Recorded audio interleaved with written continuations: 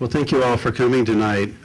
We're just so honored to have the AZAFP here at John C. Lincoln tonight, and I know a number of people have traveled a long way. I think we're having some technical difficulties, but we'll make do. You know, I started working, one of my earliest jobs in healthcare was working in a family medicine residency clinic at the University of Florida in Jacksonville.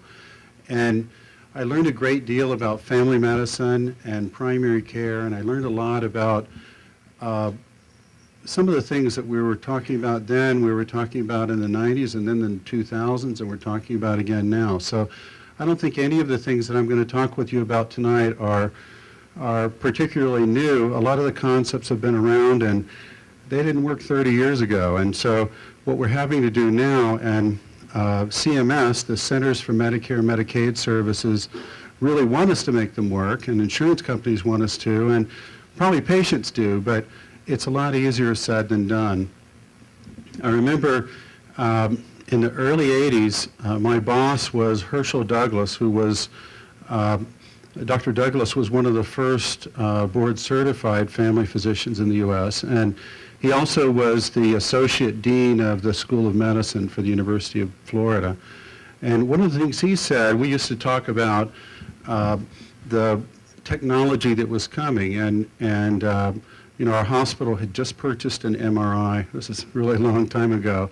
We were really excited about it, and I was talking to Dr. Douglas about it, and he said, you know, son, the most important diagnostic tool that we have as physicians is a family physician's very thorough history and physical. And I've never forgotten that, and I'm sure that you believe that tonight.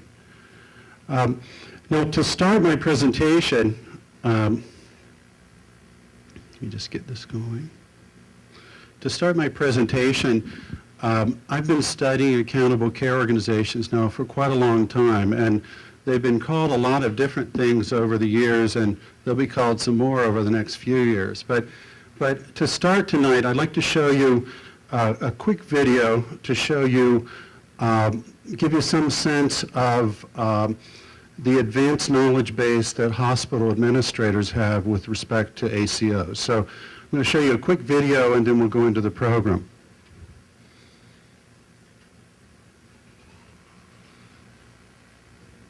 Welcome to the help desk.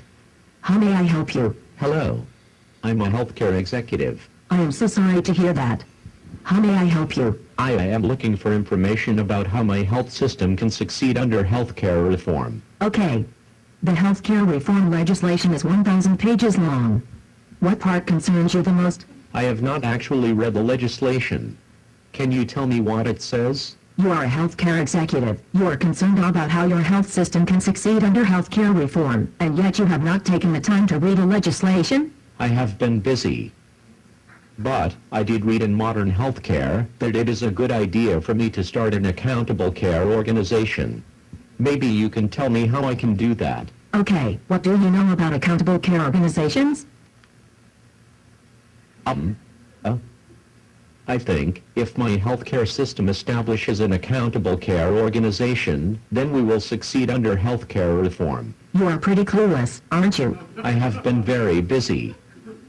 What do I need to do to establish an accountable care organization and be highly successful under healthcare reform? What distinctive competencies does your system have to effectively manage population health? For example, do you have a robust care management system? What about chronic disease management? Have you had experience with health coaches?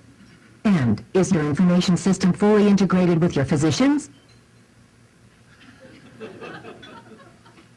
Do you know whether your acute care case management function is integrated with your home care service? This sounds way harder than I expected. Can I just form an accountable care corporation, appoint a board of trustees, and have monthly meetings? Modern Healthcare said I should have an accountable care organization to be successful under healthcare reform. Is your objective to just have something you can call an accountable care organization, or do you want to actually manage health? Health management seems really hard. Modern Healthcare said I will need an accountable care organization to be successful. I think I will start one, and then maybe we can figure out this health management stuff after a few meetings.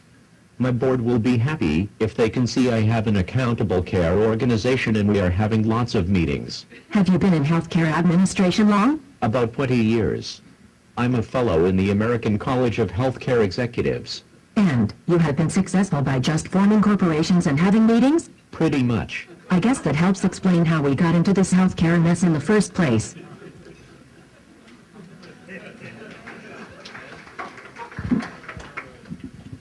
So hospital administrators know probably almost as much as some of you know about this, and I know a lot of people here have been studying ACOs now for some time. But, you know, wherever we're going to go in healthcare in the future, it doesn't involve just having endless meetings and forming boards and corporations. And what we've seen in the last, really the last year and a half is the gasoline for forming accountable care organizations, and a lot of the interest in accountable care really came with the passage of the Affordable Care Act of 2010. Now, depending on what political party you're from and what you think about that, that's either Obamacare or sometimes it's called PPACA or Affordable Care Act of 2010. But prior to the Affordable Care Act, we saw a lot of precursors to ACOs, and PHOs, MSOs, HMOs, patient-centered medical homes, all of these kinds of concepts were designed to do some of the same things, try to manage care, share care, have some kind of patient home or some place that was actually accountable for a patient's care. And we know how successful some of these models have been. Some of them were actually fairly successful. Dr. Deering ran a PHO at the end of the 90s that did very well, and I'm sure some of the other folks in the room here have had good experience with some of these models. Well, when the Accountable Care Act was passed, or the Affordable Care Act was passed in March of 2010, all of a sudden people started actually reading it, and I think I read that Donna Shalala read the act all the way through, and I'm not sure who else has. It was over 1,000 pages. And the Affordable Care Act, one of the things in it that really sparked a lot of interest on the part of family physicians, internal medicine physicians, and also hospitals was the Medicare Shared Savings Program. Now, this is technical talk for, this is where the accountable care legislation comes, or the accountable care organization legislation comes. And on the slide here I've highlighted that the legislation calls for the Secretary of HHS to begin putting patients, Medicare patients, into accountable care organizations on January 1, 2012.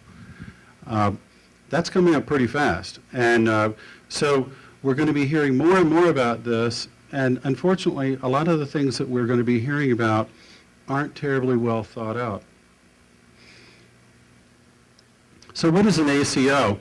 Well, according to the Centers for Medicare and Medicaid Services, and right now they're the ones who want to pay for this, so they get to define what it is. They say it's, it's an organization where all the healthcare providers, the physicians and the hospitals, agree to be accountable for quality and cost and overall care of Medicare beneficiaries. And the idea is this would not be a Medicare HMO. The patients who would be in an accountable care organization would be fee-for-service, or sometimes we call them legacy Medicare beneficiaries. That is, they're not in a Medicare HMO, they're not in a disability program. They bill and collect from Medicare Part B or Part A. Now, in looking at the CMS regulations and the language that was in the Affordable Care Act, a couple of the things stand out as far as the requirements for ACOs. And this is something that I think is kind of interesting. An ACO doesn't have to have a hospital associated with it. Actually, it doesn't have to have subspecialist physicians in it.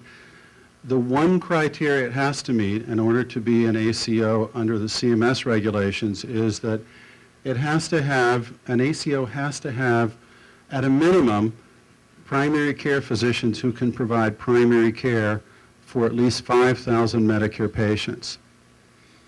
This is pretty important, and what CMS envisioned was that in assigning patients to ACOs, the primary care physicians who would be in a single ACO, patients would be assigned to the ACO based on the E&M or the evaluation and management coding from those primary care physicians for the past 12 months. So if you were going to be in an ACO, the patients that you've treated over the last 12 months who have Medicare would more than likely be in the ACO that you're in. Now, the other criteria that the ACOs have to meet are they have to promote evidence-based medicine, and the law is not very clear on how that's done. Then ACOs have to be able to report data to evaluate quality and cost measures, offer e-prescribing and e-health records, and coordinate care. So a lot of these things people in this room can already do.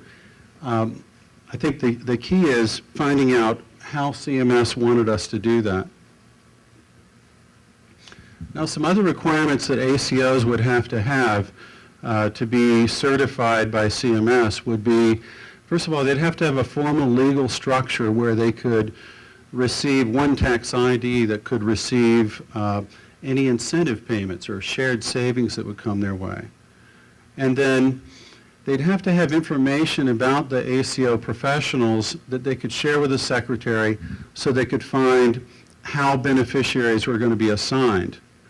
And then finally, the ACO would have to demonstrate that it met patient-centeredness criteria. And the law didn't go very far with that, but basically CMS on some of the conference calls talking about the ACO legislation and the proposed rules, CMS talked about NCQA accreditation for patient-centered medical homes or prior experience with an insurer with a PCMH. So the way that payments and patients would flow and these CMS-based accountable care programs would be CMS would assign Medicare patients to ACOs based upon their historic primary care E&M billing. So it wouldn't, a patient who had seen a surgeon who was in the ACO would not necessarily be assigned to the ACO. The only physicians that would count would be primary care physicians. Now, there are a lot of smart people in this room, so you probably know what happened as the rules were being proposed and some of the things that went on. All of a sudden, really unusual subspecialists decided that they were primary care physicians. And Dr. Deary and I have heard of cardiologists who decided they were internists before they were cardiologists, so they should be primary care. And then we've heard from surgeons, radiologists. I think the only subspecialty I haven't heard of that would be potentially primary care would be pathologists. But I'm sure somebody could make an argument for that too. So in any case, patients are assigned in blocks of 5,000 to the ACO. Then for years 1 to 3, everybody does the same things they always did, although they're managing care and being patient-centered and all the other things that go with the Act. Well, at the end of year 3, CMS would calculate the cost of caring for those patients against a national baseline, and if there was savings, then that savings would be awarded to the ACO. And then ideally, the ACO would share those savings with the physicians, the hospitals, and so on. Well, in October 2010, 64% of all U.S. healthcare systems were planning to create ACO programs. And there were a fairly large number of physician groups that were thinking about it too. And at the time, I remember reading in October that there were 450 new consultants who were specializing in creating ACOs. In fact, we began to think that ACO stood for Awesome Consulting Opportunities, and it really did for a while.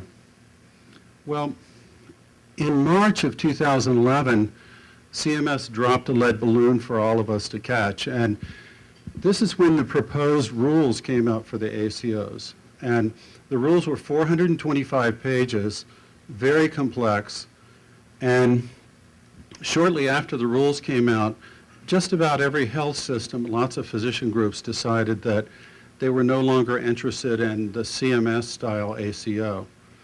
I guess a lot of consultants were out of work all of a sudden. Well, all of a sudden, ACOs didn't look like a very good idea. And that's not to say that the concept isn't good, but the CMS concept was problematic for us. And what we saw was, first of all, tremendous cost to establish an ACO. The American Hospital Association estimated that for a hospital the size of Lincoln, it might cost us $8 to $10 million to create an ACO. For a smaller hospital with 200 beds or so, it could easily be $5 million. CMS's, the government's estimate was that it would be about $1.8 million. But, so the range of cost there will illustrate just how expensive these things are to create. And there were pretty high financial risks. I mean, basically you had to bet the investment you would make in the ACO against what potential savings you might have. And then something that for a lot of you, if you're participating in the PQRI initiative, you know, you're tracking three standards right now. Well, CMS would have us track 64. And right now for PQRI, we're reporting using the HCFA 1500 form or the electronic claim. I don't think this stuff would fit on an electronic claim. So it was going to be very, very difficult to figure out the reporting requirements. But for hospitals and physicians, I think that the most important problem was retrospective attribution of patients. And that sounds a lot more complex than it is, but what that means is during those first 3 years that you're working away and billing Medicare and treating the patients and building your ACO, you wouldn't know who the beneficiaries were. So you would not be able to know who the people you were managing their care were. And they wouldn't know either. So at the end of 3 years, you would be surprised to learn who you were actually caring for and who was actually in your ACO. Well, now, somebody was asking me the other day, why on earth would somebody do that? And I think there are two reasons. One's a bad reason, one's a good reason. I'll tell you the bad reason first, and that is, I guess I can explain it best with a riddle, and that is, what do you call, in Washington, D.C., what do politicians call a 76-year-old woman who has heart failure and who decides to eat a hot dog on 4th of July? Any answers? A voter. And so what was happening was CMS was really worried about patients being assigned and not having any decision-making. They were worried about the political aspects of that. Now, I talked to somebody at CMS, and they told me that that was wrong, that actually they were worried that there were so many groups of physicians, so many hospitals that were forming ACOs that they'd never be able to do it in time for January 1.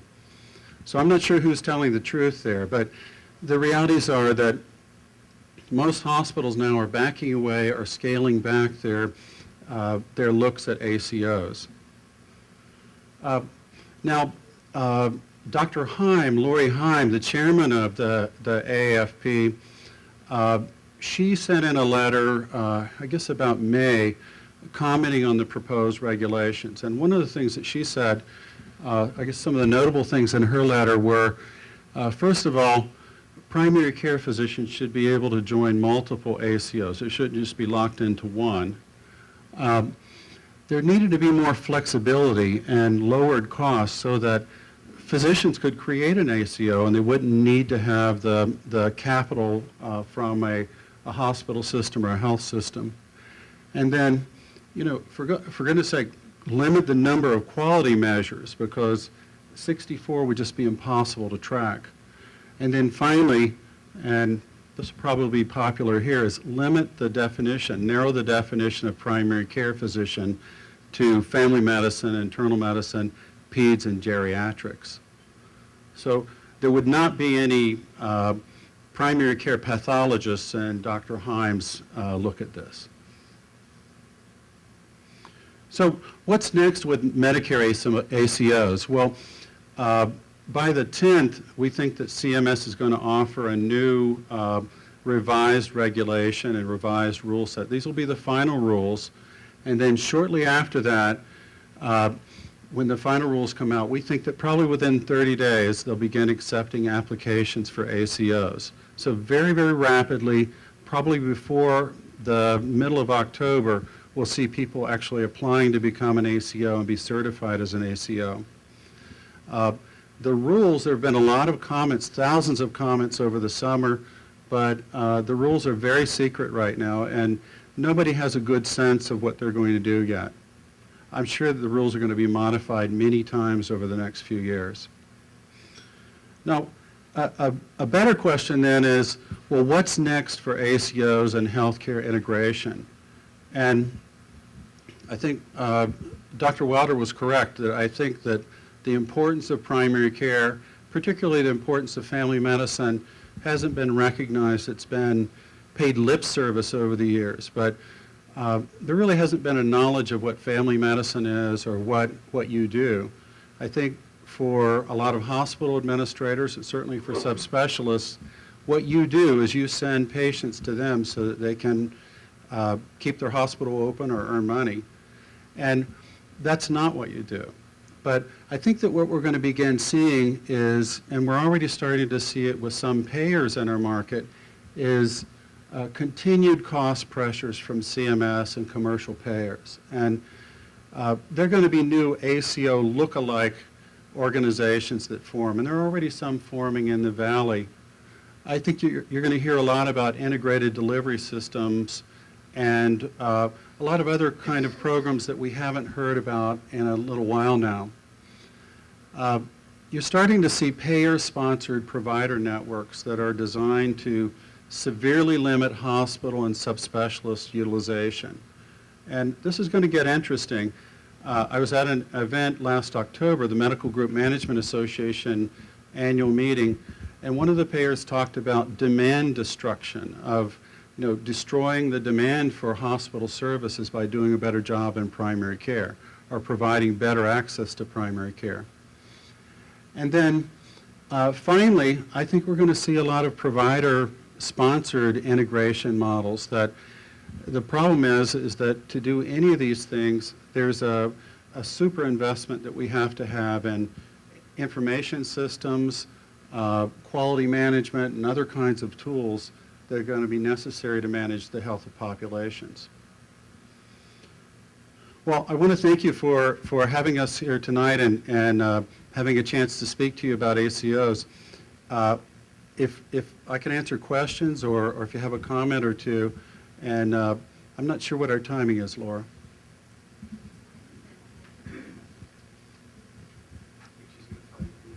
Okay.